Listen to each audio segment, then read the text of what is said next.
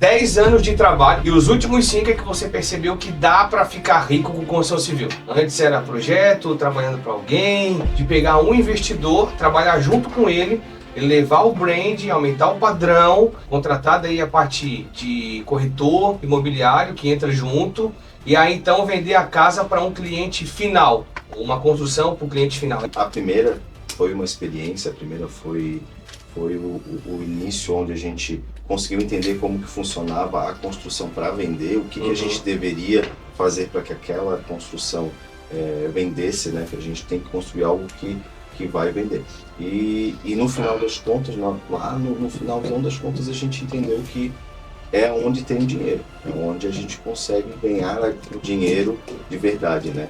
Foi ali que a gente percebeu o quanto isso é lucrativo, o quanto isso pode trazer dinheiro para o nosso bolso. Sejam bem-vindos ao segundo podcast 100k+. Você está aí, nosso telespectador, para assistir o segundo episódio. Se você ainda não assistiu o primeiro, ficou muito bom.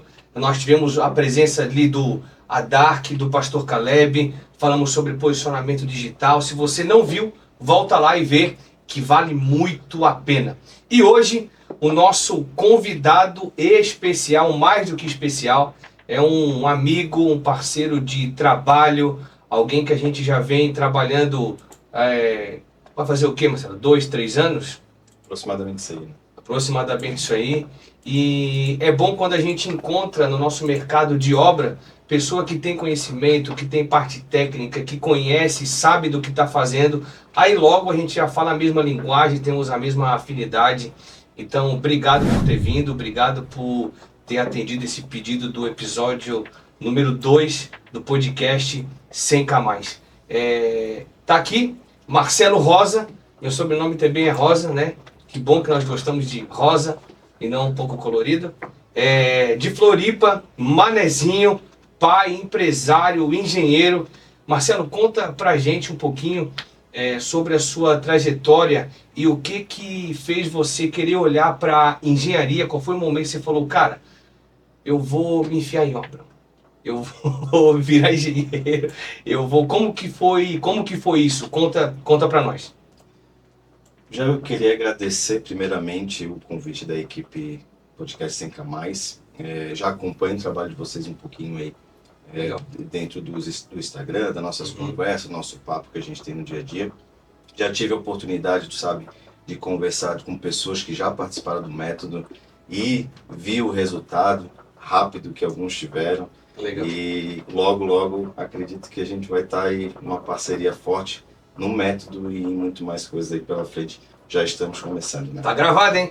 Tá gravado, hein? Prepara o contrato aí. Já prepara que nós vamos. Já então, eu sou engenheiro civil, meu nome é Marcelo Rosa, como tu já comentou.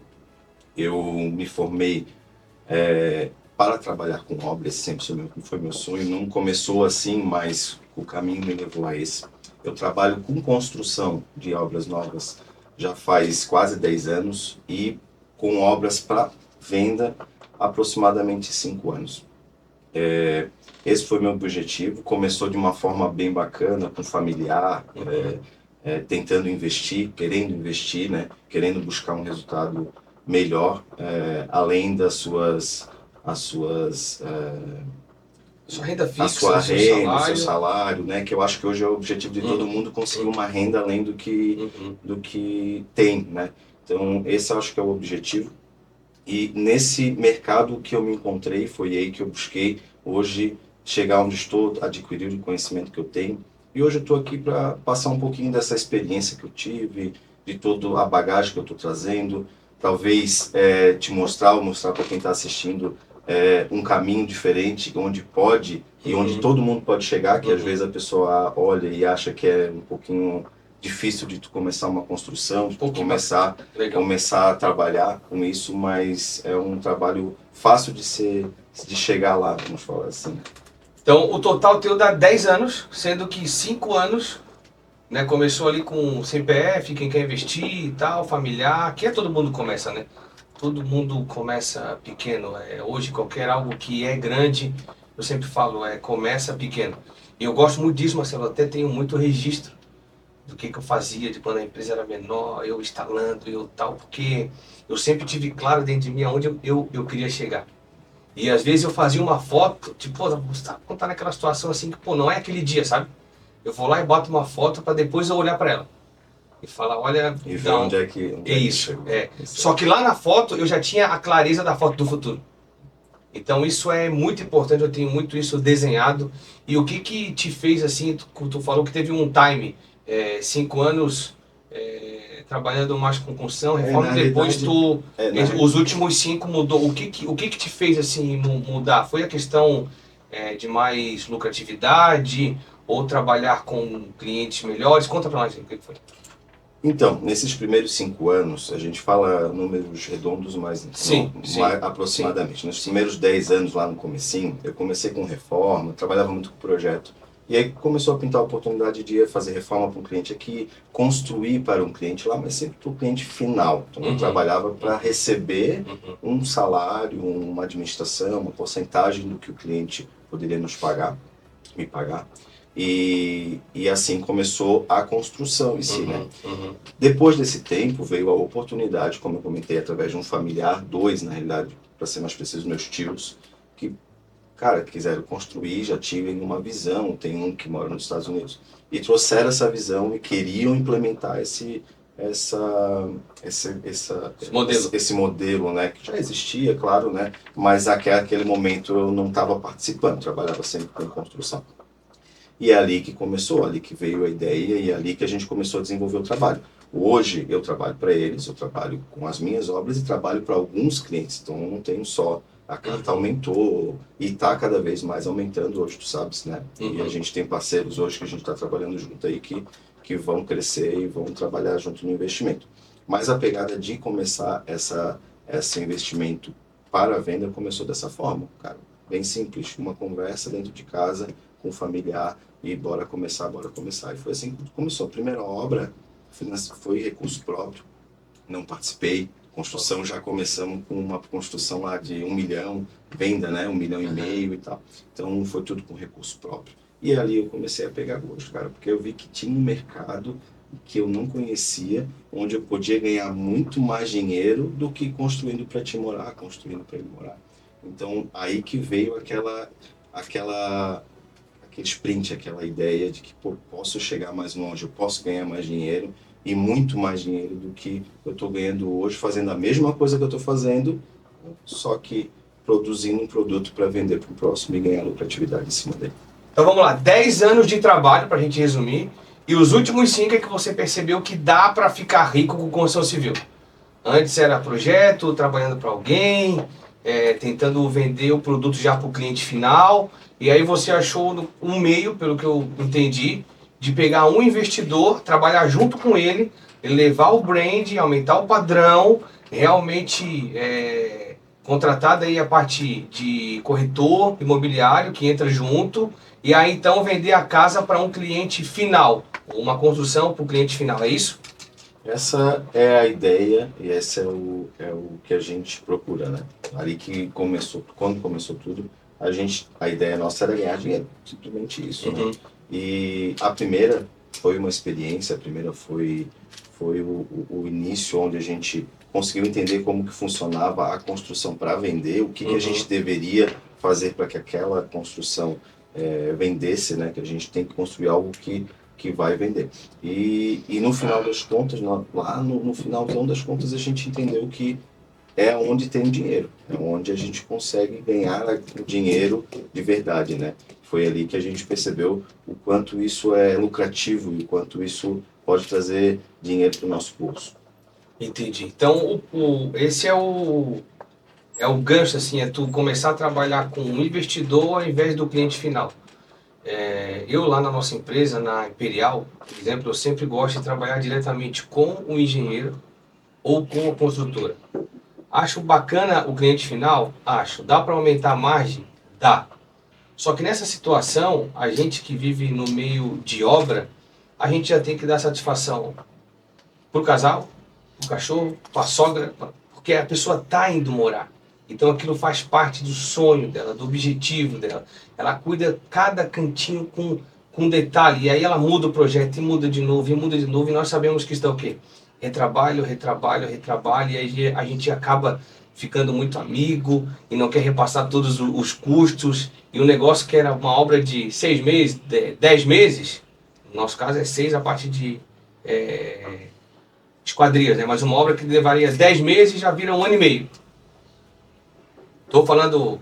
Isso basicamente eu acho que é em todas as profissões e todos os trabalhos. E obra não foge disso. Quando tu está fazendo uma obra para um cliente final, ele vai estar participando do início até o final. Ele fez o projeto, ele idealizou aquilo ali na cabeça dele e de uma certa forma é o sonho dele, né? E isso consequentemente traz mais trabalho para a gente. Então, mudanças, alterações, problemas na obra, o que o cliente quer ou não quer, ele vai na obra, não vai. E quando tu constrói para venda, tu tá construindo um produto como se tu fosse comprar um carro, tu vai ir ali no carro, o carro tá pronto, tu vais olhar o carro, se tu gostou do carro, tu vai comprar. E é isso que a gente tenta chegar, num produto que é agradável para todo mundo, é agradável para ti, para mim é um produto vendido. E essa é a diferença talvez de trabalhar com um cliente final e com vendas, além da lucratividade que tu tem. Quando tu estás com um cliente final, tu não ganha o lucro de venda de uma obra. Esse cliente está construindo com recurso próprio e está nos pagando para construir para ele. E aí está a grande jogada, né? A grande diferença. E o bacana é o seguinte, falando um pouquinho assim até dessa primeira obra que a gente construiu e tantas outras, eu vou ter exemplos de falar, a gente tem essa obra custou com um terreno R$1 milhão, né? Não é um valor que eu sozinho, talvez você sozinho, ou quem está nessa sala, ou até quem está escutando hoje, não é todo mundo que pode ir e tirar R$1 milhão e vou dizer assim, vou construir uma casa para vender. Claro que dá para construir casas mais baratas, mas hoje o mercado aquecido, ele está naquele cliente de médio porte, né, que tem um valor para adquirir um imóvel de R$1 milhão, R$1,5 milhão, e é ali que está a lucratividade. Então, às vezes, tu quer construir um imóvel de R$1 milhão, só que tu não tens R$1 milhão. Então, tu tem N formas de buscar esses valores. Uma delas é como foi essa primeira construção e como está sendo todas que eu estou fazendo até hoje, através de parceiros, através de associados, através de investidores. Então, tu vai construir, tu busca 1, 2, 3 investidores, vamos construir. Eu não tenho R$1 milhão, mas eu tenho 333, eu tenho 333, eu tenho 333. Isso é uma forma de tu conseguir investir. E o mais bacana de tudo isso é que às vezes tu não precisa nem ter esse dinheiro na mão. Uma obra leva 10, dependendo da obra, 8, 9, 10, 12 meses para construir, dependendo do tamanho. Então às vezes tu não precisa ter 333 mil na tua mão. Tu pode ter 100 mil, e claro que necessariamente precisa ter uma renda boa para poder juntar mais e ir investindo o restante mês a mês para que aquela obra... Então, vamos lá. Eu hoje não tenho R$1 milhão. Não tens R$1 milhão. Não tenho R$1 milhão. E também não tenho 100 mil. Perfeito. O que eu posso fazer para poder começar um investimento desse? Vamos lá. Aí que vem a cerejinha do bolo ali, né? A gente já construiu obra sem nenhum real no bolso. Sem nenhum real no bolso e é lucrativo. Deixa eu anotar. Eu acho que é bom pegar uma caderneta e anotar o que eu vou falar agora. Vamos lá. A gente já construiu obra sem nenhum real no bolso. E a gente tem uma instituição gigantesca que dá tudo que a gente precisa para construir. A única coisa que a gente precisa ter é conhecimento e saber como fazer. Ou buscar pessoas que têm conhecimento, que é o que acontece comigo. Muitas pessoas me buscam para poder fazer esse investimento e poder crescer, que é a Caixa Econômica Federal. A Caixa Econômica Federal hoje disponibiliza dinheiro demais para construção. Então hoje você já quer construir uma casa, tu não tem dinheiro, eu quero ganhar dinheiro com obra. Eu sempre ouvi falar que o melhor investimento é terra. Terra, obra, construção. Assim que eu nasci ouvindo isso, cara.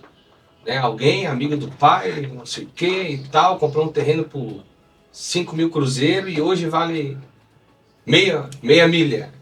Né? Então sempre o investimento em terra, ou em obra, ou em casa é algo que é fixo, é teu, tá ali.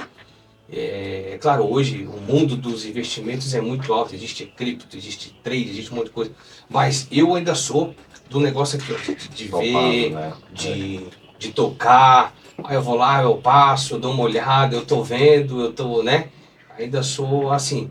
Então, tu está falando que a gente consegue, através da instituição, da Caixa Econômica, que todo mundo conhece, iniciar uma obra como um investimento para poder vender. Sem dinheiro no bolso. Sem dinheiro no bolso. Vamos lá, vou tentar explicar vamos um lá. pouquinho. Puxando um pouquinho essa Vamos lá, eu não tenho nem 1 milhão e nem os 100 mil. Como que eu faço? Vamos lá. Vou puxar um pouquinho antes agora que tu falou e você e quem está assistindo vai saber quantas pessoas que tu conhece hoje que estão muito ricas porque no passado o pai, a mãe, o avô juntaram terras, né? Então, nossa, cara, hoje, claro, não é a mesma coisa. Antigamente se trocava a terra por carro, né? E hoje em dia já não tem mais isso. Mas, enfim, não é por isso que a gente não vai ir atrás, não vai conquistar, né? Uhum. O financiamento da Caixa hoje, ele nos proporciona ganhar dinheiro sem tu ter que investir inicialmente, sem tu ter que colocar muito dinheiro na obra, né? Como que funciona? A Caixa hoje, ela financia até 80% de uma construção. Então, vamos dar um exemplo que tu tens um terreno. Ou vamos falar que tu não tens esse terreno. Eu não tenho terreno também, Marcelo. Não tem terreno? Não tem. Perfeito. Então vamos trabalhar na tua ideia hoje. Jerry quer construir. Jerry não tem terreno. Vamos lá. Tu vais procurar um terreno. Eu já queria entrar depois profundamente em relação aos cuidados que isso merece, mas vamos falar agora só de dinheiro e financiamento. Certo. Tu vais procurar um terreno, vais achar um terreno. Mas não, esse aqui é o terreno onde eu vou construir a casa que eu quero vender. Ótimo, perfeito, achasse. Vais negociar com a pessoa que tu estás comprando. Vai dizer, eu quero comprar o teu terreno, mas eu vou comprar ele através de um financiamento bancário. Então eu vou assinar um contrato contigo, posso te dar um sinal, 1.000, 2.000, para a gente assinar um contrato. E esse dinheiro vai vir para ti através de financiamento bancário. Aí que começa a vir as expertises que a gente precisa ter para poder chegar lá e não precisar tirar dinheiro do bolso, né? Quando a gente fala de comprar o terreno, a Caixa financia até 80%, tanto da construção quanto do terreno, os dois. Então, tu vais comprar o terreno, tu vais conseguir financiamento da Caixa por 80%. Em alguns casos, o que a gente consegue fazer? Avaliar o terreno um pouquinho melhor. Talvez não ter que dar aquela entrada, isso é uma das oportunidades para te não ter que tirar o dinheiro do bolso. Então, aí já chega uma jogada, talvez tu conseguir fazer uma negociação muito boa, como esse dinheiro vai entrar à vista para a pessoa. Por exemplo, assim, o terreno vale 100 mil, eu vou lá e falo para a Caixa que vale 130. Aproximadamente isso, o terreno vale 100 mil realmente, né? Tu vai tentar fazer uma jogada com a pessoa para reduzir um pouquinho o que tu vais pagar para a pessoa. Né? Estás pagando à vista. Vai demorar 2, 3 meses, mas estás pagando à vista. Certo. Então tenta negociar e baixar um pouquinho o valor. Isso já é benefício para ti. Se tu conseguir avaliar um pouquinho mais, uns 115, 110, porque a Caixa ela vai mandar o dinheiro, ela vai analisar, então não dá para a gente fazer algo que não é possível. Então tu pegou um terreno de 100, tu vai comprar por 90 e vais conseguir uma avaliação de 110. Consequentemente, a Caixa vai te dar 80% daquele valor. 80% de 110 vai chegar perto do 90 mil que tu tem que dar para o cliente. Essa é uma ideia, não estou fazendo um cálculo exato, mas é basicamente isso aí. Então, tu comprou o terreno com o dinheiro da Caixa sem desembolsar dinheiro. Certo. Começamos por aí, ótimo. Quando a gente vai começar a obra? Preciso começar a obra. Como é que eu vou começar a obra sem dinheiro? A Caixa Econômica, ela libera no início da obra, 20% do valor financiado para te iniciar a obra. E aí que tá então eles vão lá, compram o terreno. Compram o terreno para ti, pagam o terreno para ti, lá né? Não compram, né? Mas emprestam o dinheiro. Né? O terreno. E ainda liberam um valor inicial para eu começar... 20%. Vamos falar de uma obra que tu vai gastar 500 mil reais, né? Então eles vão te liberar lá 100 mil reais para te iniciar a obra. Então, já começasse com 100 mil. É claro que existem outras formas de a gente tentar também subir um pouquinho o preço do valor da construção, mas a gente tem que entender que também os 20% do lado finalzinho da obra podem fazer falta. E aí que vem a jogada. Uma obra dura 10 meses, 11 meses. Então, tu tens lá 10, 11 meses para te poder juntar esse dinheiro, ou conseguir um investidor, ou fazer uma parceria, né? Hoje a gente sabe que a gente pode pegar uma empresa de esquadria e fazer uma parceria com um investidor dentro de uma obra. Então, se eu fui lá, preciso construir essa casa de 500 mil, eu sei que eu vou gastar 50 de esquadria, né? Então, do 20% que eu vou precisar para completar o dinheiro da obra, eu posso fazer uma negociação contigo e dizer assim, não, já queres entrar como investidor? Não precisa me dar dinheiro, me dá as esquadrias. Isso. Tu já conseguiu do 100 que tu vai precisar de 50. E por que tu não Uau. pode fazer isso com um outro investidor, para ele entrar com dinheiro vivo, ou talvez um outro fornecedor que queira entrar contigo, um prestador de serviço que vai construir um empreiteiro? Então, existem várias formas de tu conseguir fazer isso sem nenhum centavo. E aí tu imagina que uma obra dessa que tu gastou assim, 600 mil, tu vai vender ela por 1 milhão, né? Tirando a corretagem e tudo mais, a gente vai chegar numa lucratividade lá em relação ao valor gasto de 40%. Só que quanto que tu gastou? Tu vai embolsar 200 mil reais e tu gastou 30 mil reais pagando taxas de financiamento, pagando os juros até a construção, né? Tudo que tu precisa pagar para poder ter o financiamento. Então, olha a lucratividade, a porcentagem de lucratividade pode chegar a 400, 500, 300%. Então a gente está falando aí de uma lucratividade final líquido de 30%, 40%, então. Na construção. Mas se tu não desembolsou, a tua lucratividade vai ser muito maior. Tu imagina que tu só gastou 50 mil para construir aquela obra. O lucro da obra foi 30, 40. Só que o dinheiro que tu gastou foi quanto? 50 mil? E tu recebeu 200? Quanto que é essa lucratividade? 400%? Entendi. Então, é aí que está a jogada mestre. Olha o levantamento de capital que tu teve, né?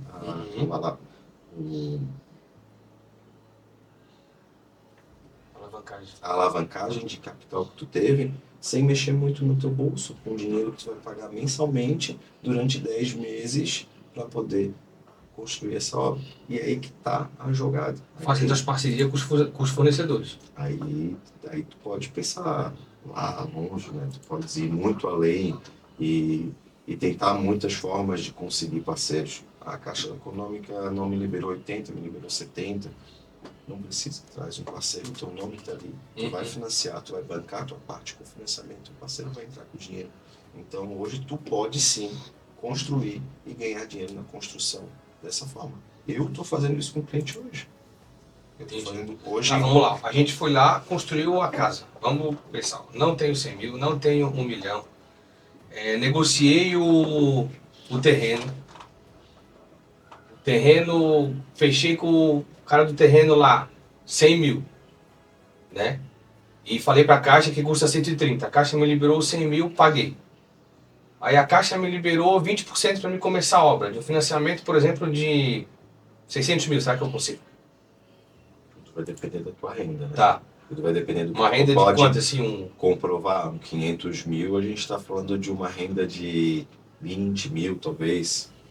20 e poucos mil comprovada, né? Entendi. 15. Imposto de renda. Imposto de renda, renda familiar, dá para utilizar também, né?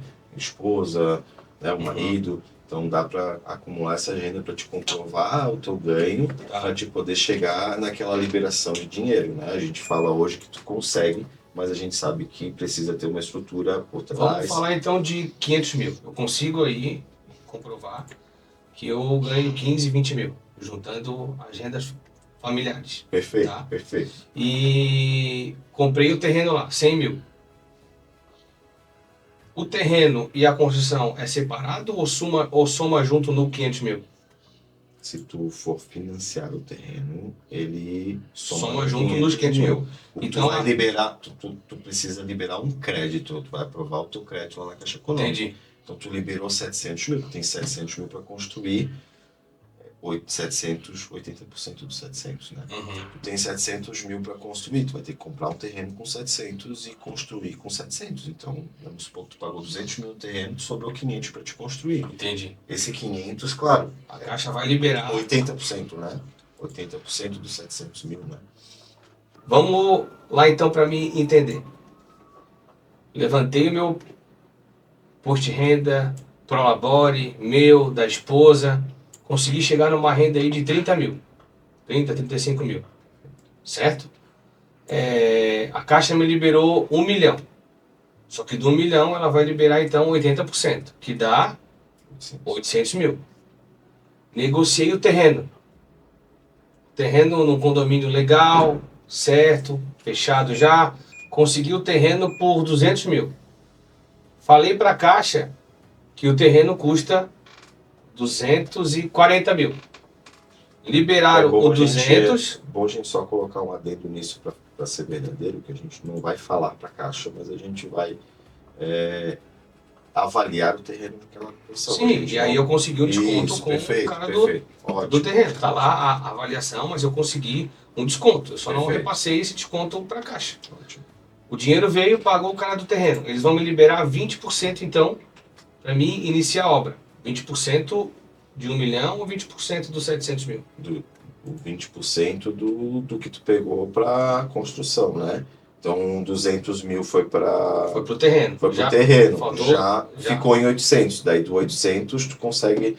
Eles vão te financiar. Não, vamos lá. Olha só. 1 milhão liberou. Perfeito. Só que só vão me dar 80%. 800 mil. Perfeito. Então já com 1.200 no terreno. Sobrou 600. Isso. O 20% é acima dos 600. É em cima dos 600. 600. Isso aí. Que vai dar... 120 mil. 120 mil para mim começar a fundação e começar a obra. Perfeito. E nisso a gente está falando do quê? De uns 3 meses entre documentação, tramitação, liberar... Aproximadamente. Da hora que tu fechou com o vendedor do terreno até tu conseguir a liberação do dinheiro. Para pagar o terreno. Uns 3 meses, isso mesmo. Tá. Pagou o terreno no 200, liberou mais 120. Quanto que fica a minha prestação por mês? Eu vou te falar um exemplo fechado, tá? Porque eu não vou saber agora exatamente do 120 quanto ficaria.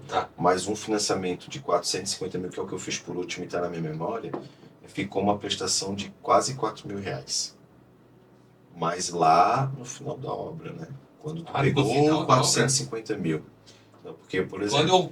Quando a Caixa libera para pagar o terreno e já libera o valor para mim iniciar a obra, eu não começo a pagar já? Tu começa a pagar do valor que tu pegou. O 4.500 eu tô falando que seria... É no final. Não. Vamos supor que tu pegou 200 pro terreno e tu pegou mais 120 para começar a obra. Tu vai pagar a parcela, porque nesse momento só vai pagar os juros.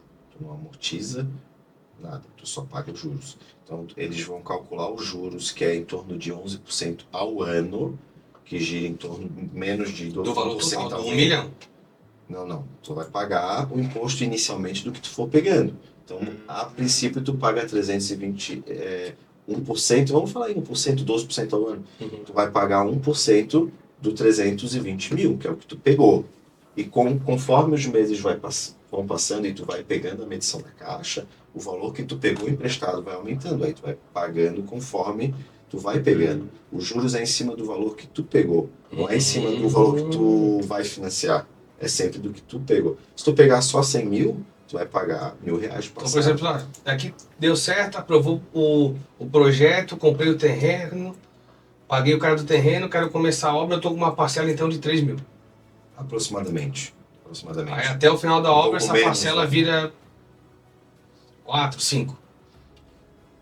Vamos arredondar por 1%. Então, se tu for lá no final da obra, for pegar 600 mil reais ou 800 mil reais, tu vai pagar em torno de 1% ao mês. Entendi. Em cima do valor que tu pegou emprestado. É um empréstimo, né? Então, bom, cara. É muito, é 1% ao ano de juros, tu imagina. Ao mês, né? Ao mês, né? 1% de juros ao mês, 12%. Então, é bom. Tu não pega uma taxa dessa em banco nenhum. Eu tô falando de 12%, mas é um pouco menos, tá? Já fiz financiamento para cliente que chegou a 10%, então a gente consegue. Tudo vai depender de renda, comprometimento, enfim, tudo isso varia. Mas o financiamento da Caixa, como é para moradia, a gente consegue um financiamento bem abaixo do mercado, de padrão de mercado, né? E aí que tá a jogada. Tu tá trabalhando com dinheiro que não é teu. Trabalhando dinheiro que a Caixa tá te prestando para te lucrar futuramente. Como eu falei, tu vais pagar 10 meses de 4 mil reais, 5 mil reais, 6 mil reais, lá tu vais gastar 60 mil, mas tu vais lucrar 300 mil, 200 mil, dependendo do que tu conseguiu, do terreno, da construção, do padrão de acabamento, tudo isso vai mandar. Mas imagina tu investir 70, 80 mil reais e receber 300 de volta, né? Então a gente está falando de uma produtividade altíssima em relação à questão de qualquer investimento hoje que tu tens no mercado. Nós estamos falando aí de 30%, 40% em um ano. De um dinheiro que não é teu. Um dinheiro que não é teu. Não, muito mais que 30%, 40%, né? 80, 160, 320, nós estamos falando de 300, 400% do dinheiro que tu gastou, né? Que entendi. tu investiu. Entendi. O 30, 40% é o lucro que a obra vai dar em cima do custo da obra, né? Mas tu tem que calcular a tua porcentagem no que saiu do teu bolso, no que tu tirou do teu bolso. É aí que vem a lucratividade, porque tu só gastou 80 mil, mas o lucro da obra foi 300, então quanto que tu vai embolsar? Qual é o lucro daquele dinheiro que tu gastou? Não pode pensar que o lucro é da obra. A obra deu 30, 40%, mas o que tu investiu vai ser muito mais. Uau! Essa sacada eu não tinha tido. É lucro absurdo, assim, é coisa de tu ficar maluco. Por isso que o financiamento da Caixa hoje é uma das maiores fontes de alavancagem de renda e de patrimônio que tem aí pra gente hoje trabalhar. Em um ano tu pode levantar um patrimônio em 200, 300% do que tu tem. Vamos lá, agora eu fiquei assim, né? Não tinha pegado ainda, né? Ficasse mais feliz agora, Agora roda o CPF! É isso aí. Marcelo, e quais os cuidados assim, né, que a gente tem que ter, por exemplo, em cada etapa? Primeira pergunta, quantas etapas tu acha que tem a obra desde do princípio, cara? Eu tô aqui, eu não tenho 100 mil, não tenho 1 milhão, não tenho terreno, eu quero o primeiro passo é encontrar o terreno correto. E o final é a venda, né? Quantas etapas tu dividiria isso e quais os cuidados que tem que ter, por exemplo? Etapa 1, vamos lá. Eu acho que o primeiro passo é tu entender qual que é o teu poder de investimento em relação a isso, porque como a gente comentou agora há pouco, vais precisar pagar uma parcela de 3, 4 mil, 5 mil reais, 6 mil reais, às vezes a obra vai ficar pronta, tu vais ter que pagar isso durante 1, 2, 3 meses. Isso precisa estar bem claro para o investidor que ele vai ter esse investimento. Eu acho que esse é o primeiro passo, é tu saber se tu tem a capacidade de absorver esses valores e entender que, claro, como a gente comentou, que tu pode construir sem nenhum valor, mas daí tu precisa entender que precisa buscar fontes para eu não tenho nenhum suprir valor agora, mas a parcela eu tenho que pagar. A parcela tu tem que pagar e tu tens que entender que a Caixa financiou 80%. Então, Entendi. os 20 tu vai precisar, não é agora, mas vai precisar depois. Tu não quer tirar nada do teu bolso, busca alguém que queira investir contigo. Certo. Aí tu não tira nada do teu bolso. Então, acho que esse é o primeiro passo, é entender o teu poder, o que tu pode fazer e quanto tu podes absorver, até para te saber o que tu vai construir. Né? Eu posso pagar uma parcela de 3 mil reais, então eu só posso pegar lá 300, 400 mil reais, mas que isso eu não vou poder pegar. Então, eu preciso entender isso. Esse é o primeiro passo, porque se acaba o dinheiro no momento, vai ter problema, né? Segundo passo muito importante é tu entender o que tu quer construir, para quem tu quer construir e o que está vendendo. Eu não posso simplesmente pegar um terreno num bairro mais humilde e querer construir uma casa de alto padrão naquele terreno para ser a casa mais bonita do bairro, que tu não vais vender a casa. Porque quem que vai pagar 1 milhão num bairro onde as casas valem 400 mil? Então, o primeiro passo é tu entender o valor que tu vai ter para investir, qual construção que tu vais fazer, até que valor, para entender o padrão, e aí procurar o terreno, procurar onde tu vai construir, como tu vai construir, achar se o terreno perfeito, achar se o terreno onde está todo mundo construindo, onde está vendendo, onde tu vê que vende bem ali. Esse eu acho que é um dos passos mais importantes, né, de todas as etapas, além de tu preparar financeiro. O primeiro, então, é tu escolher o público-alvo, como qualquer negócio. Como qualquer negócio. Eu acho que o primeiro eu diria que seria o quanto tu vais conseguir financiar. Quanto tu pode. Quanto que eu seguro. Que é isso que vai definir que tipo de construção tu vai fazer. Alto padrão, médio padrão. Uma construção aí de custo de 1 milhão, por exemplo, vai dar uma parcela de 4, 5 mil. Não, mais. Pode botar uns 10 pila por mês. Até o final da obra. Lá quando tu tiver com 1 milhão, né? Entendi. Pego, né? Aí vai te custar lá uns 10 mil. E aí que tá, aí tu precisa entender. Às vezes tu pode pegar alguém que vai te ajudar a pagar essa parcela. Entende? Tu pode trazer um investidor contigo e dizer assim, eu quero financiar, meu nome dá para financiar, só que eu não... o cara da empreiteira. Eu não tenho... Quais são os itens mais caros da obra? Fundação, normalmente, dependendo se é uma fundação profunda, uma fundação rasa. Mas é caro de mão de obra, é caro de tudo material. É porque a fundação não que a mão de obra de execução vai ser cara, mas vamos supor hoje que tu vai ter que construir num terreno que não consegue construir com fundação rasa, tu tens que construir com fundação profunda, que seria estacas, aquelas que vão lá no fundo. Isso, quando tu tens um terreno, e aí vem a questão do terreno. Entendi. Essa é uma questão que já precisa entender se na região tu precisa estaquear ou não, porque isso leva em torno de 10 a 15% do valor da obra. Tu gasta em torno de 10 a 15% do valor da obra, só na fundação. Primeiro passo, então, é quanto que eu consigo suportar. Perfeito, vamos colocar O segundo assim, passo, dentro desse cenário, eu tenho que escolher o meu público-alvo. dentro do que tu vais ter de dinheiro para construir, né? Por exemplo, vou vender casa de 800 mil, 500 mil, é um público. É o público. Pô, vou vender casa de 1,5 milhão, é outro público. Outro público, outra pegada. É outra pegada, já tem que ser um condomínio fechado, um lugar retirado, tem que ter uma estrutura. Pô, o cara vai pagar 1 milhão na casa, 1,5 milhão. Então, não é qualquer lugar. Definiu o público-alvo, definiu quanto que eu consigo segurar, agora eu vou escolher Terreno. o terreno. Terreno. Vamos falar da de 1,5 milhão? Um terreno desse tem que ser condomínio fechado. Condomínio fechado. Cara, se eu for Com pagar certeza. 1,5 milhão numa casa, eu vou querer condomínio fechado. Não tenho dúvida. E é para onde todo mundo está correndo hoje, né? Hoje em dia é que o povo Cara, quer segurança, qualidade família, de vida. Qualidade de vida, tem lá a estrutura, a graminha cortada, a luz, salão de festa, Piscina, toda playground, essa quadra, tudo que tu precisa para viver bem. tem regras, né? Então, eu acho que as etapas, né? As etapas funcionam da seguinte forma: valor que tu pode investir. Etapa 1, valor que eu posso investir. Valor que tu pode investir. Etapa 2, público-alvo baseado no valor que eu posso investir. Perfeito. Etapa 3, o terreno. Terreno. Conseguir o terreno e quem aceite as tuas condições de compra, né? Uhum. Que é bem comum aceitarem, né? Não tá fácil hoje de vender, de comprar, então uma pessoa vai chegar ali e dizer para ti daqui a 3 meses que teu dinheiro está na mão, não tenha dúvida que vai aceitar. E o quarto passo, aí vem uma das partes mais importantes, que é escolher o projeto, né? Escolher, definir o projeto, também pensando no custo, público-alvo, o que está construindo na região, o que está vendendo na região. Eu acho que a parte mais importante é tu fazer uma casa que tu vai vender. Não adianta tu pegar uma casa e construir do teu jeito, como tu gostaria que fosse. Eu estou fazendo hoje, vou dar um exemplo de uma cliente, que a gente está fazendo uma reforma para ela, e a casa dela, ela está pintando por dentro, e ela tem 7 cores dentro da casa dela. Poxa, Marrom, profético, hein? marrom, verde, marrom, verde,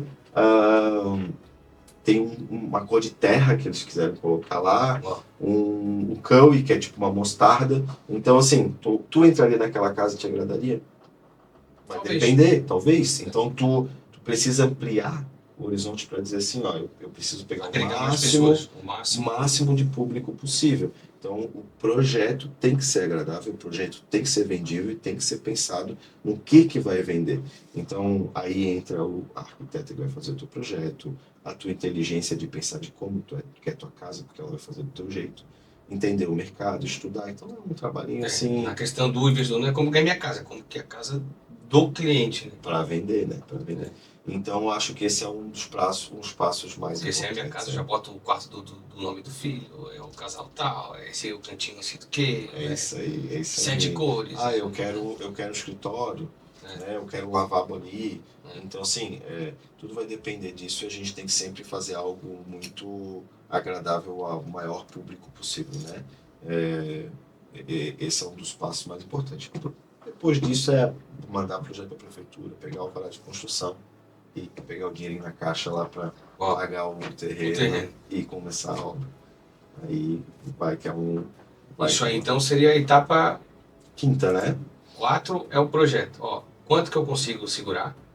Primeiro ponto. Segundo, o público-alvo. Terceiro, achar o terreno. Quarto, projeto. Definir o projeto, atingir o maior público, definindo o projeto. Aqui tem aprovação, tem que aprovar. E esse negócio de prefeitura, como funciona? É burocrático, tem atalho, como que... Eu me dá um negócio assim Só de imaginar de nesse coisa trâmite, pública né? e tal, sabe? É isso mesmo? Não é? Como que é? Como que funciona na Então, prática? depende muito da prefeitura e a cidade que tu estás fazendo. Hoje, eu estou trabalhando bastante construções novas na cidade de Biguaçu, aqui em São José. Florianópolis, eu não tenho investimento lá, nenhum investidor está construindo lá. Então, hoje em Biguaçu, está bem bacana. O último projeto que eu levei para aprovar lá foi em torno de 15, 20 dias, porque o sistema está como um declaratório. Então, é um processo mais rápido. Foi bem bacana essa facilidade que o Iguaçu colocou. Isso já está migrando para tudo quanto é lugar. São José também já tem, Florianópolis já também tem. Então, facilitou muito esses tipos de construções unifamiliares. Elas são mais fáceis de aprovar. Então, aí, eu digo de 15 a 30 dias. O pessoal fala, cara, o dinheiro fica embargado lá, o negócio fica, não vai, eu tenho que molhar a mão de alguém, eu tenho que... Não. Se tu fizer tudo certinho, não tem nem porquê, né? Então, essa é a ideia, do início ao fim certinho. E aí aprovou o projeto, aprovou a documentação, aí começa a documentação de caixa, planilha para o financiamento, né? A caixa ela exige uma planilha detalhada onde vai estar o orçamento da obra, quanto tu vai precisar para cada etapa, quanto custa cada etapa, o que tu tem de investimento adicional. Isso aí daí é com a gente da parte técnica que vai trabalhar junto com a correspondente para poder liberar o dinheiro lá dentro da caixa e aí sim entra a grana para vocês e a gente iniciar a obra, né? O sexto passo. O sexto passo, o início da obra, fundação. O que eu como investidor tenho que olhar assim, se eu quiser, que eu vou lá fiscalizar, cara, eu vou bater ponto, eu vou bater foto, eu vou... A gente tem de tudo, né? Pessoas e pessoas, né? Hoje a gente tem muitos investidores com algumas obras e ninguém vai na obra, né? A confiança, eu acho que gira em torno do negócio. Hoje tu entende muito de obra, porque tu vive isso no teu dia a dia, mas a maior parte dos investidores, quem está assistindo e quer ganhar dinheiro, não vai entender bolhufas de obra, não vai saber o que é uma fundação. Então, eu acho que eu botaria o pezinho. não.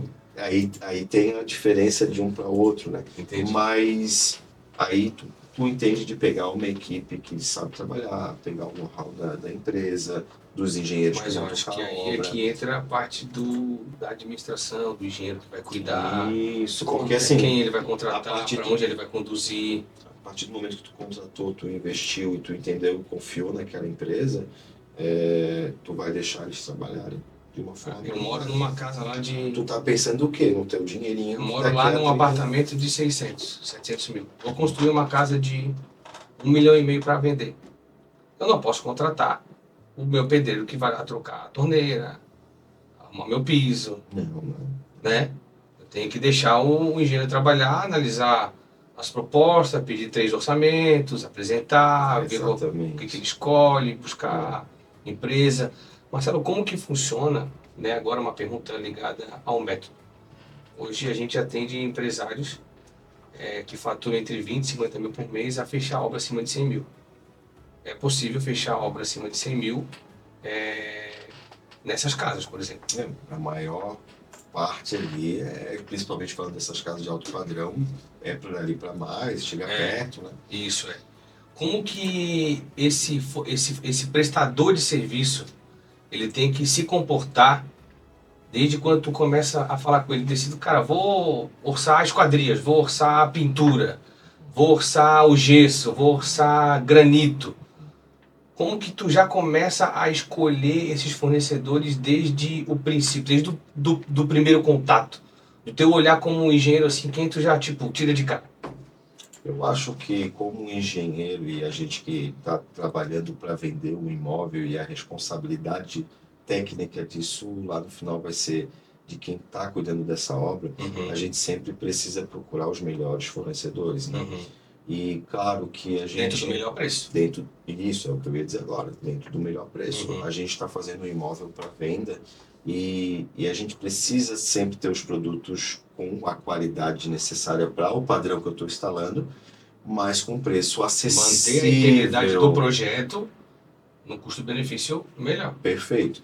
E aí que a gente busca o fornecedor, às vezes o fornecedor vem atrás da gente, a gente busca os fornecedores e basicamente a gente entende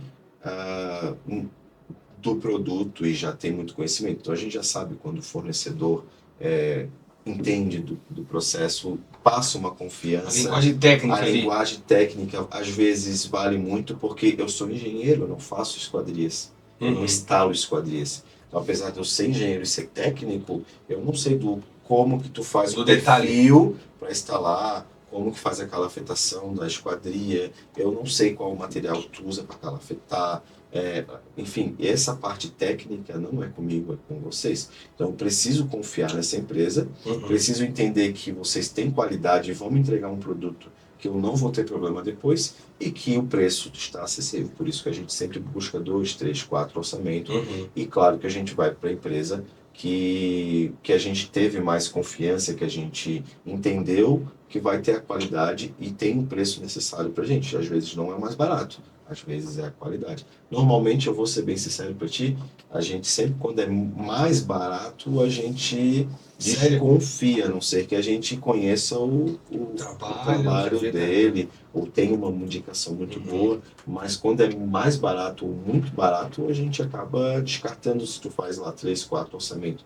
E os 3, 4 ficou numa média, e tu pegou um com valor lá 20% mais barato, tu acaba tendo aquela sensação ruim de que aquele produto não vai ser entregue na qualidade que tu precisa. Eu preciso de preço, mas eu preciso de qualidade. Então a gente vai ter que dar garantia daquela hora, são 5 anos. Eu como responsável técnico, eu como investidor, eu como vendedor daquela casa, se daqui a 2 anos aquele produto que aquele fornecedor instalou der um problema, o cliente não vai procurar o prestador de serviço que instalou, ele vai procurar a minha empresa e eu vou ter que ir atrás do prestador de serviço para ele cobrir a garantia dele. Então eu preciso entender que aquele cara vai me atender quando eu precisar, que o produto dele tem qualidade. Claro, preço. Preço hoje é indiscutivelmente um fator primordial para eu poder definir quem que vai fazer aquele produto, aquele serviço dentro da obra. Eu sempre digo assim, esse prestador de serviço que fatura entre 20 e 50 mil, tem lá 2, 3 funcionários que trabalham com ele faz aquilo há muito tempo. Pedreiro há muito tempo, pintor há muito tempo, e ele não consegue se comportar como vendedor. Levar o brand da empresa dele para poder fechar de 100 mil. E qual o erro, assim, tu vê que, tipo, sabe que os caras são bons, só que tu vê assim, tipo, não dá. Preciso de uma empresa, não dá. Qual o erro, assim, que ele já deixa logo de cara, que tu vê, assim, tipo, uma mensagem no WhatsApp, ou marcou e não veio, tu já, pô, pezinho atrás, isso que vai mandar, e responde 2, 3 dias depois. É esses detalhes que tu percebe que já dá pra ir eu acho que descartando, assim, como é que tu faz? A gente às vezes não. Às vezes a gente. Aquele sentido, assim, de engenheiro mesmo, sabe? Que tu vê assim, cara, esse não. Eu acho que o vendedor ele é muito importante na venda e teve venda já que eu fechei com a empresa simplesmente porque o vendedor me atendeu muito bem. Porque o vendedor às vezes deu uma insistida, às vezes eu esqueci que tem aquele vendedor, que aquela empresa está ali, mas Mas isso falando do vendedor, né? Quando tu vê direto com o prestador mesmo, com o dono da empresa, e tu vê que ele não tem aquele time de vendedor assim, sabe? Tu fica desconfiado e acaba fechando com uma empresa que tem um cara melhor, comercial. Não, isso aí é fato. Né? O atendimento e aquela coisa que a gente falou, é o conhecimento técnico do produto e a apresentação do produto e a venda do produto. A comunicação. Muito a comunicação.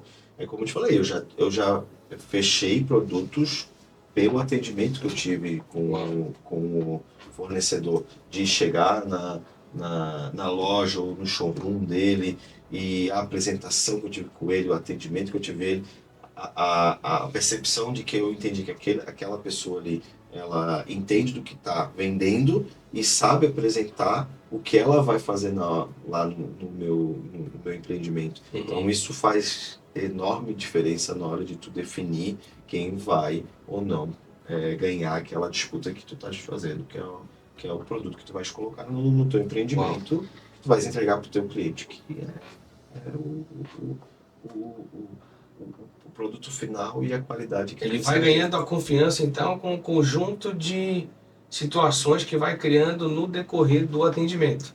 É isso aí. Até chegar e fechar. Eu sempre falo no método, Marcelo, eu gosto de fazer isso, que eu faço isso, né? Eu chego na obra, se eu conseguir falar com alguém, eu olho, geralmente tem a foto, né? A imagem, tudo Da do obra, prédio ou sim. da obra e tal, eu já pego o que tá ligado a mim e tento achar um problema.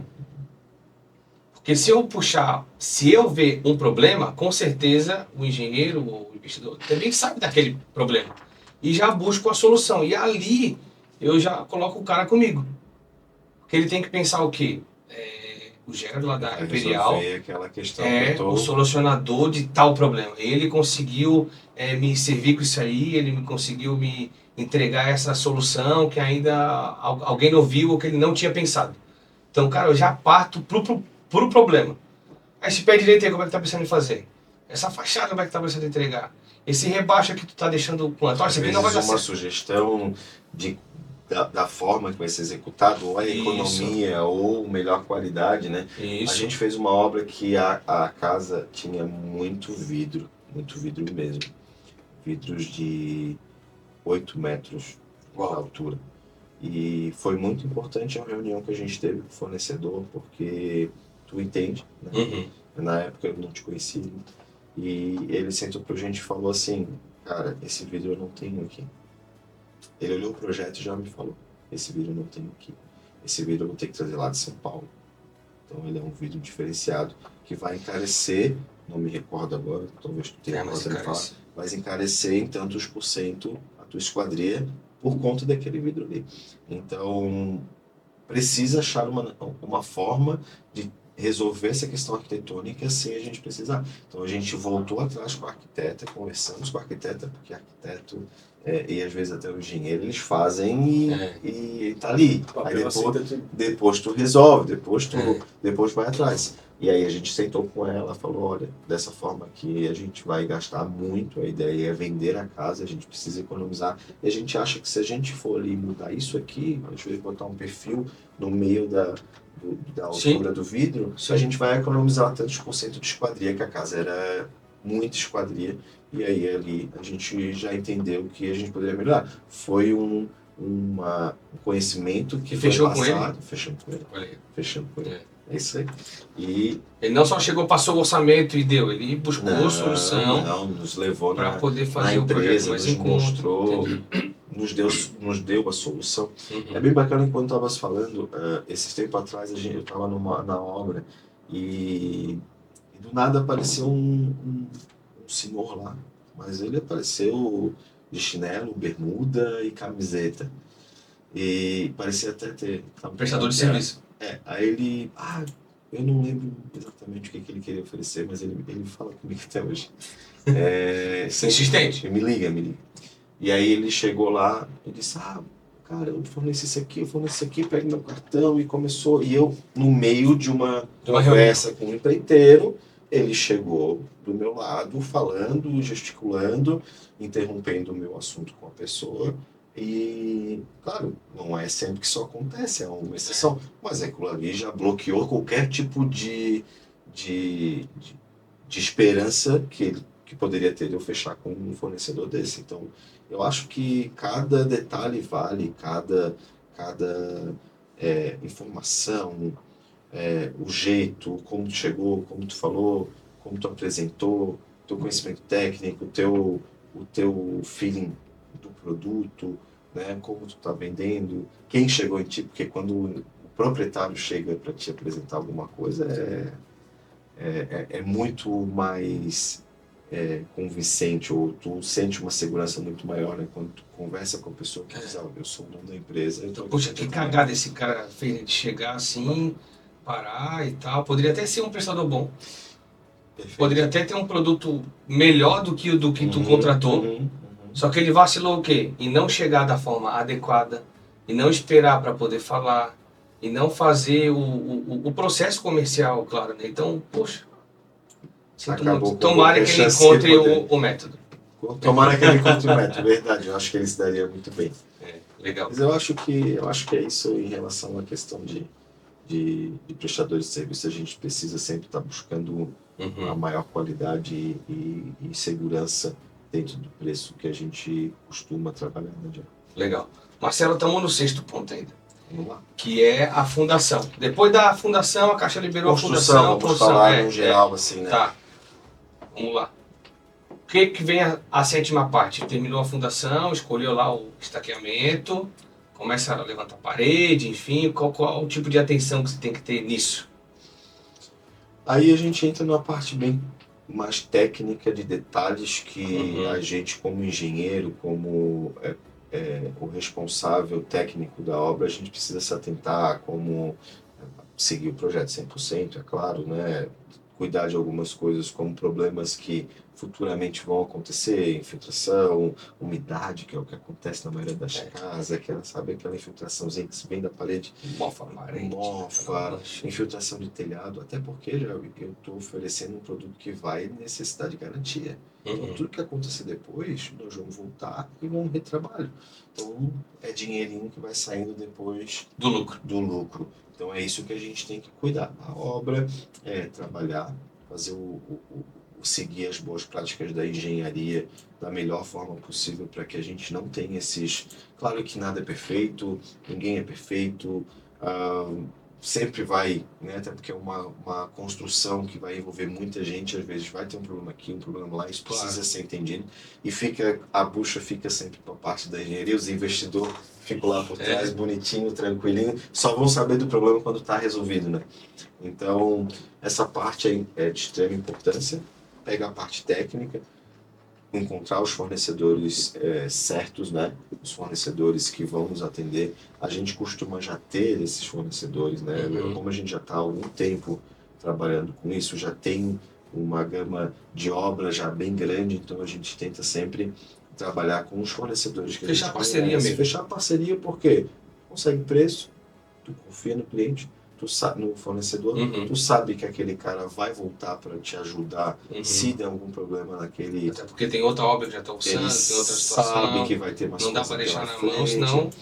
Porque às vezes é uma coisa que aconteceu e às vezes nem era conta, não era um problema dele, mas ele vai lá me ajudar. Então a gente tenta fazer esse círculo para a gente sempre ter... Consolidar esse ciclo para a gente conseguir sempre ter uma parceria bacana, que no futuro pode trazer frutos, como um investidor, um fornecedor entrar como investidor, entrar como sociedade, um empreiteiro construir obra com investimento ali da mão de obra dele, e aí tu consegue construir como é que eu posso falar, uma engrenagem que vai funcionar de uma forma bem bacana. E eu sempre digo, a gente não chega em lugar nenhum sozinho, né, João? A gente precisa das pessoas, a gente precisa do próximo e a gente sempre vai crescer exponencialmente tendo pessoas que querem crescer junto do nosso lado. E depois da obra pronta, legal, né? Isso, aí como é que tu indica fazer assim? Tu entrega já para um corretor ou o investidor se vira? Vai contratar corretor? Não, a gente costuma, porque quando a gente entra com investidores, a gente costuma sempre entrar junto no investimento, né? Então aquilo ali também não é só do investidor, mas independente disso a gente trabalha com a pessoa até a venda da casa, né? A gente costuma sempre fazer o open house. Né? Então a gente termina a casa, vamos pro passo, né? Terminamos de construir, a gente vai para a parte de documentação, emissão de habite, documentação, pagar os impostos. Vamos lá, o 7º é a construção, o 8º é a documentação pós a obra. Pós-obra, habites, ICMDs, a verbação da construção dentro dos cartórios, né? Para que esteja tudo 100%, para que tu vender a casa, o cliente chegar e tá tudo 100%, né? Então esse seria o 8º passo ali para a gente deixar. Mas nesse momento o produto está pronto. Né? Agora a gente tem um outro passo, que é o último, que é vender aquela casa ali. Então, durante a obra a gente já costuma chamar os corretores, tanto que tem obras que a gente vende na planta, né? Na construção, como a gente já tem o know-how, a gente acaba vendendo algumas construções na planta. E é bacana porque essas primeiras obras que há 5 anos atrás a gente começou a construir, das 4 obras que a gente fez, as 4 primeiras, a primeira foi vendida em 18 dias, a segunda foi vendida em 8 dias, a terceira foi vendida na planta antes de começar a construção, porque a pessoa que comprou não conseguiu comprar a anterior, E a quarta, que foi a obra mais cara, que foi de 4 milhões e meio de venda, foi vendida no meio da obra. Por essa casa de Monte de vidro. Essa que tinha Monte de vidro. Essa foi gasto um bocado de quadrilha. Essa era a obra, cara. E então a gente já trabalha, né, com os corretores, chama os corretores, apresenta o projeto, entrega uma documentação. Faz depois da documentação, o open housing, um dos piores cenários assim que tu já viu. Quanto tempo a casa demorou para vender assim e o porquê que demorou também que tu achou? Graças a Deus, eu acho que eu nunca tive uma experiência de ter uma casa por muito tempo. Eu acredito que eu não me lembro agora, posso buscar depois a informação, mas uns 3 a 4 meses foi o tempo mais longo assim de venda, de durabilidade de venda. Já é um, principalmente quando tu financia, é um tempo angustiante, porque tu sabe que cada mês que passa, tu vai pagando parcela, consequentemente isso reduz um pouco o teu lucro, né? Então a ideia é sempre que a gente busque vender o mais rápido possível, mas a gente não controla isso, né? A gente não tem esse poder, né? É uma variável. Então, 4 ou 5 meses foi o máximo aí que a gente ficou com obra segurando para poder vender depois. Não me recordo se foram financiada ou não, mas é isso.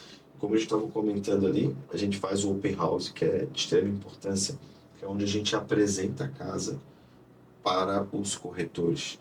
Isso é tão importante, é tão bacana, porque quando o corretor entra na tua casa, que tu construiu, e claro, com a qualidade que a gente costuma construir, que é padrão bom, elevado, o carinho que a gente constrói, o que a gente coloca dentro da casa, automação. Então, quando tu chega lá dentro da casa, tu vê a casa com o som ligado, a Alexa funcionando, o banheiro pronto, sabe? É o sonho.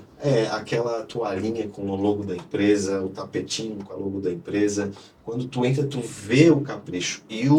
Tudo isso aumenta a percepção. O corretor que entra lá dentro diz, pô, que casa top, eu quero essa casa pra mim, eu vou ter que vender pra alguém, eu vou vender rápido. E ele passa aquela experiência, que ele teve lá dentro, ele vai comprar, e quando ele tiver um cliente, ele vai dizer, cara, eu tenho a casa pra ti. Esse valor que tu quer, eu tenho a casa pra ti, e nós temos que ir rápido, porque essa casa vai vender rápido. E aí que tu vende casa em 20, 30 dias, 8 dias na planta. Porque aquele corretor que vendeu a casa anterior, vem alguém falar contigo, tu já vai dizer para aquele corretor que tu já está construindo outro. Então ele já sabe daquela informação e vai buscar as pessoas certas para comprar a tua casa, né? Então assim vai se criando, a gente tem experiências muito maravilhosas, experiências que não foram tantas, né?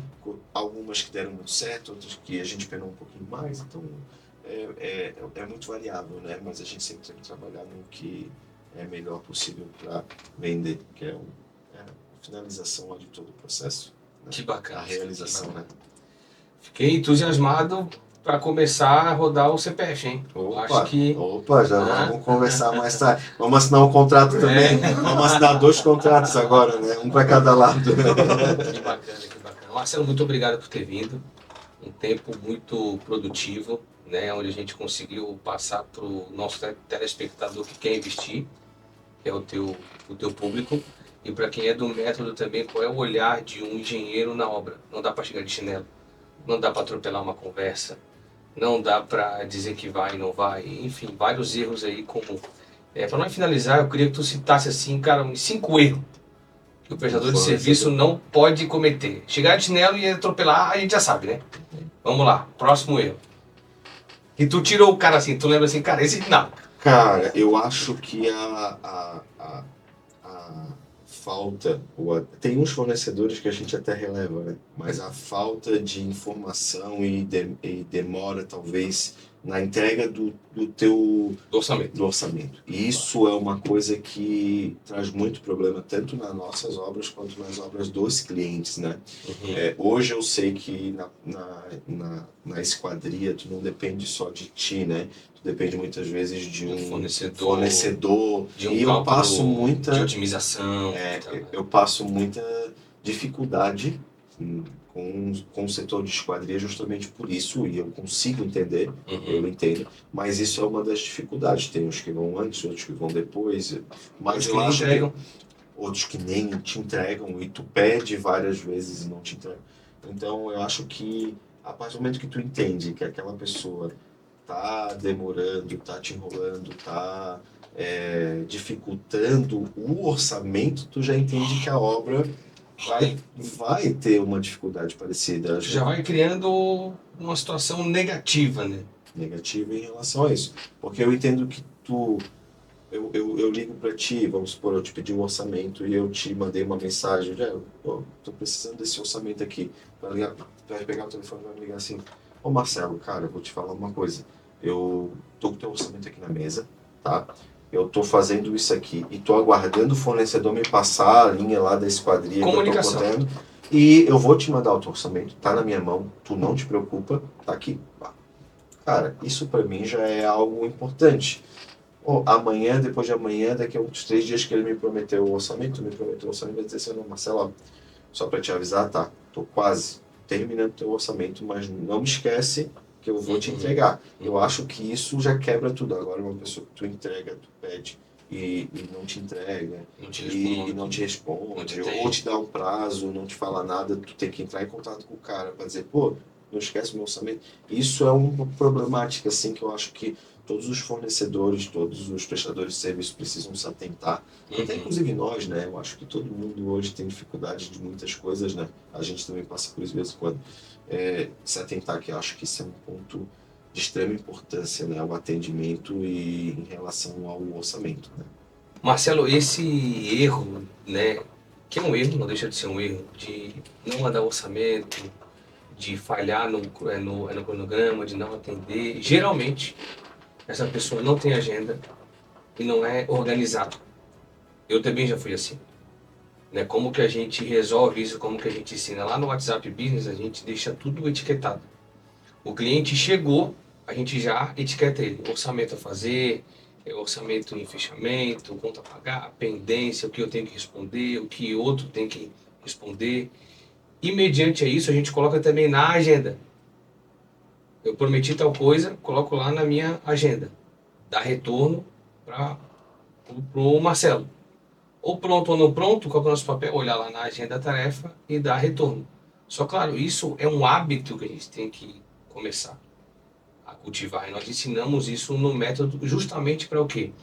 Quando ele validar a obra 100k+, isso vai elevando o nível de credibilidade. Eu sempre digo que a gente tem uma régua da confiança. E a régua da confiança ela vai subindo, subindo, subindo a cada passo da venda. Até chegar do 100%, vendeu, contrato assinado e pronto.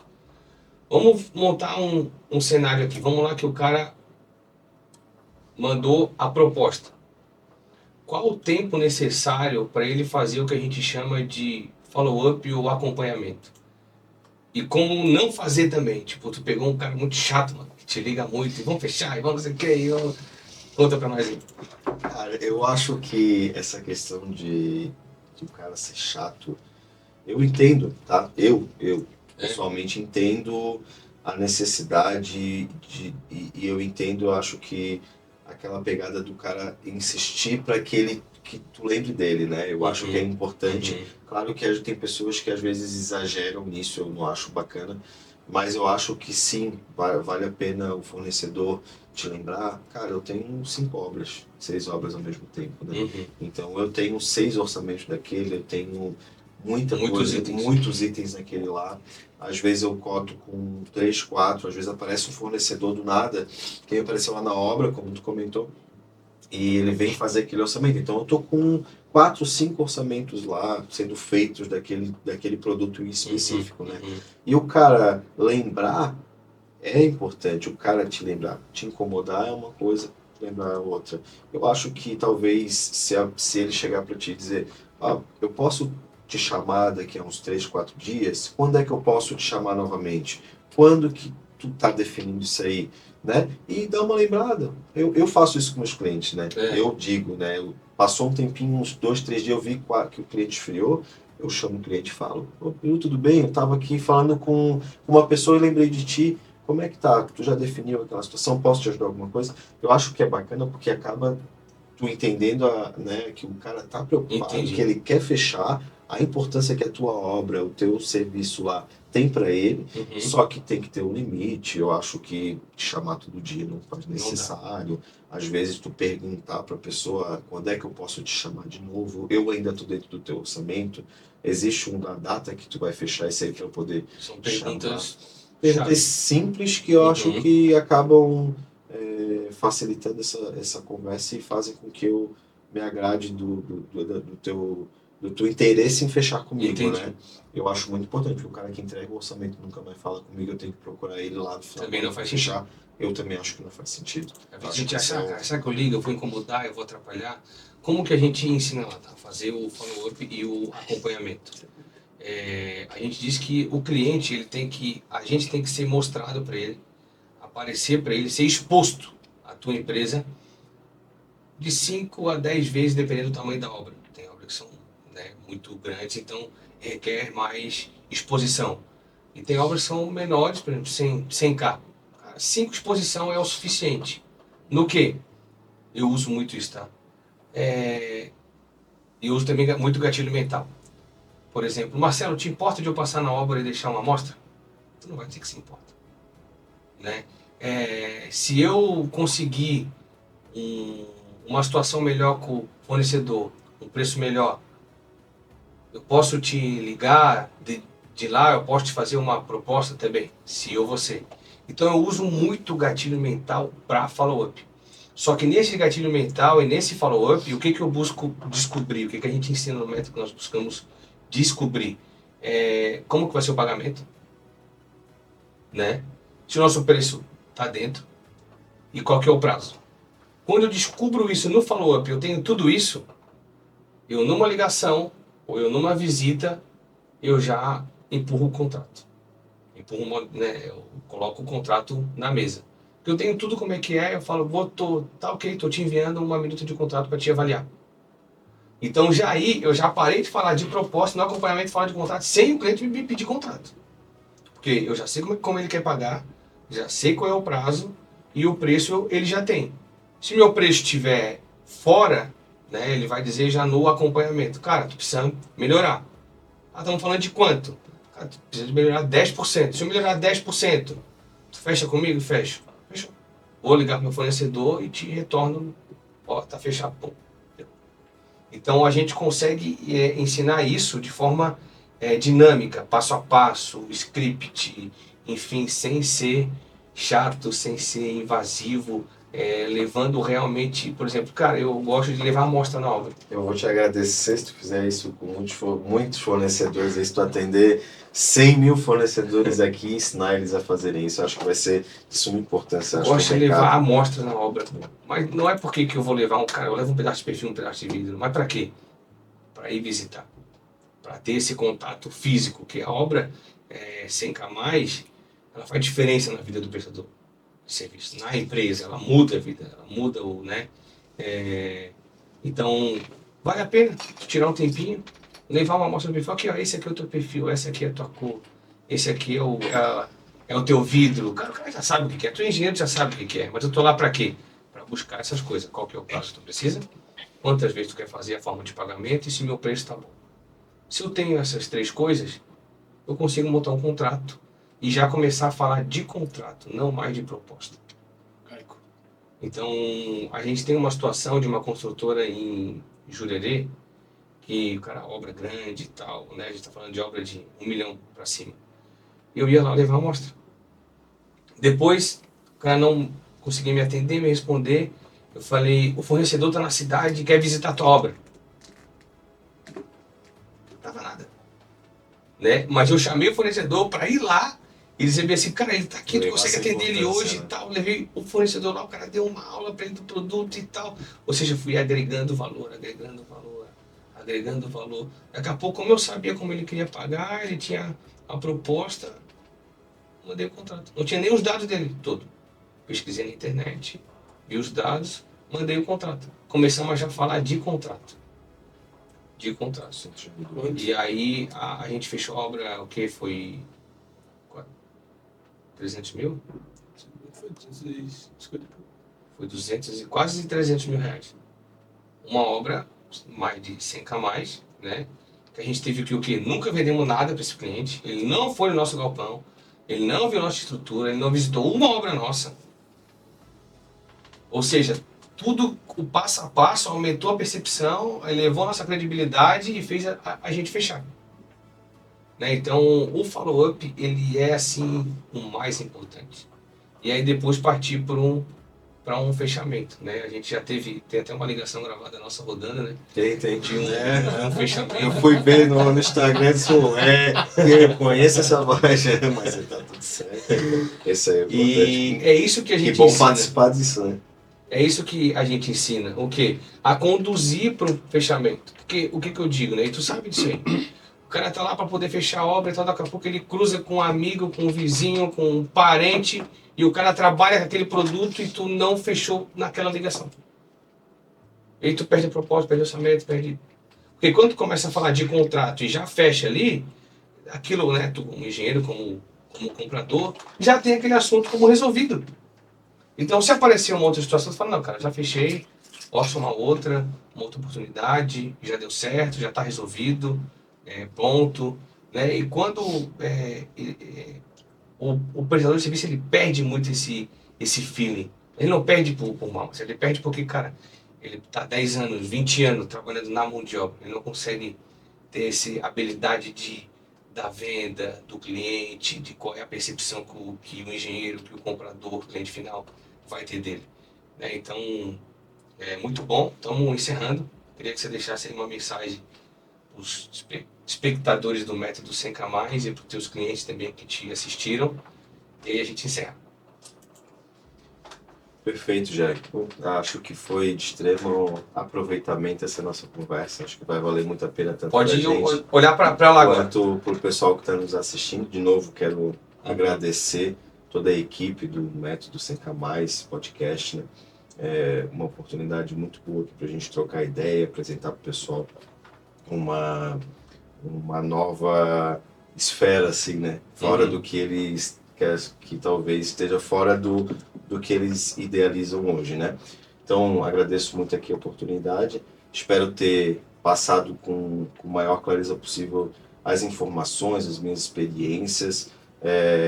Digo para vocês que todo mundo pode entrar nesse mercado. Não é porque tu não é um engenheiro, tu não é um construtor, ou tu não entende de obra, tu não pode entrar, mas você pode ganhar dinheiro com isso. E estamos aí talvez para fazer parcerias aí para frente. Vai estar aberto e espero que isso tenha trago muita bênção, muita informação e muita experiência aí para todo mundo que está aparecendo. Agradeço aí a oportunidade. Obrigado, Marcelo. É isso aí. Tamo junto. Tamo junto. Gente, fiquem com Deus. Tá aí encerrado o episódio número 2 do podcast 100K+.